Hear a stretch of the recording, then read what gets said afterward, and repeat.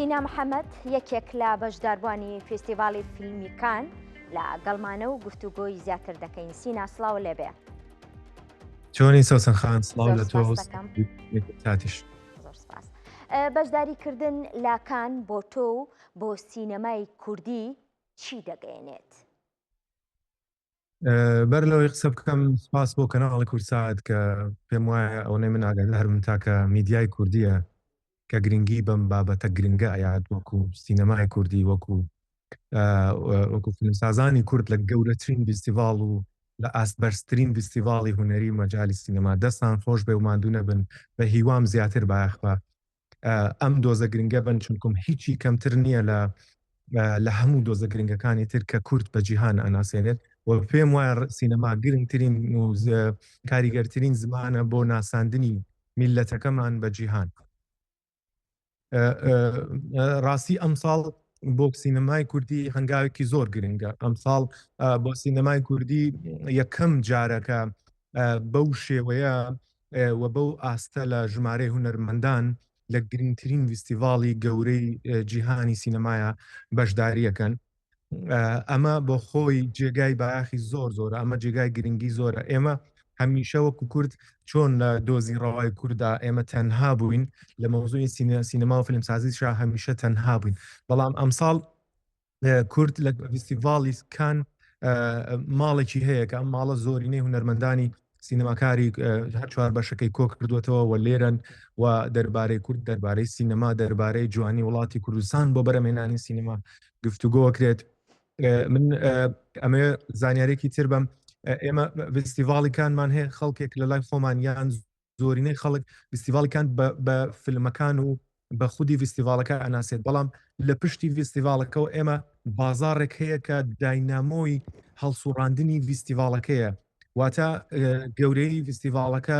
بەهۆی گەورەی ئەو بازارەوەیە کە لە پشتی فستیڤاڵەکەەوەیە، چونکم بازارێکە بۆ بەرهەمهێنانی فیلم، بۆ ئەوەی کە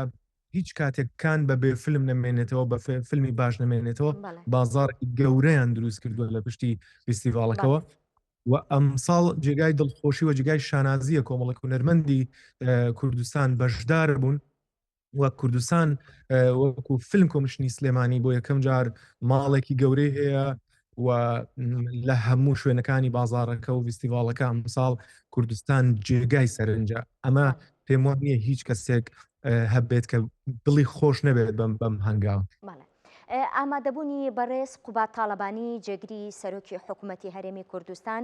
لە فستیڤاڵی کان وەک پشتیوانیەک بۆ ئەم پرۆژەی فیلمی کۆمیسیۆنی کوردستان چۆن دەبینیت؟ خۆزگەم هەموو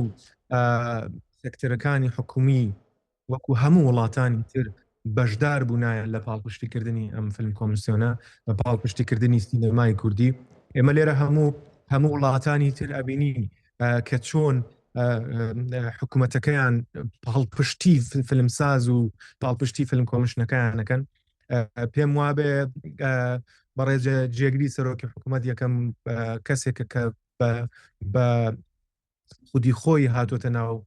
مەوزوعەکەەوە سەردانی فیلم کۆمیشنەکەی کردووە، بەڕاستی زۆر گرنگە، بەڕاستی جێگای دەستخۆشیە بۆ جەناویان و بۆ هەر کەسێکی تر کە دێت و سەردانەکات. و من ئارەزوومە کرد وەفدی تر لە حکوومەتی هەرێم ببینم، ئارەزوومە کرد باڵێزی عێراق یاخود باڵێزی کوردستان لە وڵاتی فەڕەنسا یاخود ئەو وەفدە سیاسیانی کە لێرن بە گرنگیەوە سەردانی فیلم کۆمیشنەکەیان بکردایەوە، پاڵپشتیان کردایە، چونکم ئێمە نوێنەرایەتی کوردەکەین لێرە لە بۆ سینەما بۆ ئەوەی کە بە هەموو دنیا ئەڵێن هی ئەوە ئێمە لێرەین وڵاتێکین بە ناوی کوردستانەوە زمانمان جیایە، جلوبەرگمان جیایەوە، وڵاتێکی جوانمان هەیە بۆ بەرهەمهێنانی سینەما. ئێستا لەسەر چ پرۆژەیەکی فیلم کار دەکەیت؟ لە ڕاستیە جێگای دڵخۆشیە، ئەتوانم بڵێم سوپاس بۆ پاڵپشتی فیلم کۆمیشنی سلێمانی کە ئێمە ئەم ساڵ توانیمان هەر من ناچەند هاوڕێیەکی تری فیلم سازم، من ئەمساڵ بە سیناریۆیەکی نوێی فیلمێکی نوێم لێرەم و لە چەندین پانێڵ بەشداریمان کردووە ئەو هەلەیان بۆ ڕەخساندوین کە بتوانین چیرۆکەکەمان بە بەرهەمهێنەرانی گەورەی جیهانی بناسێنین، چونکم ئەم هەنگاوێکی گرنگە لێرەوە فیلم پاڵپشتی ئەکرێت جیهانیەن پاڵپشتی ئەکرێت لەم بازارەوەیە کە بەرهەمهێنانی فیلم لە لۆکاڵیەوە ئەبێ بە ئینتەرناشنڵ وە من زۆر خۆشم بەوەی کە لە ماوەی ئەم چەند ڕۆژەیە لە چەند پانەڵی گرنگا من چیرۆکی فیلمەکە من بۆ خەڵکانێک بۆ بەرهەمهێنەرە گەورە جیهانیەکان نمایش کردووە جێگای زۆر دڵخۆشیمەکە تاکو ئێستا زیاتر لە 5 بەرهەمهێنەری گەورەی جیهانی ئامادەییان دەربڕیوە بۆ کڕینی فیلمەکە بۆ ئیشکردن لە فیلمەکە بۆ ئەوەی لە ناو فیلمەکە بەشدار بن بۆ ئەوەی هاو بەرهەمهێنانی بکرێت لە بینی ئێمە و لە بینی وڵاتانی دەرەوە زۆر دڵخۆشم هەم ئەوروپیەن هەم وڵاتانی عەربی هەم وڵات دوور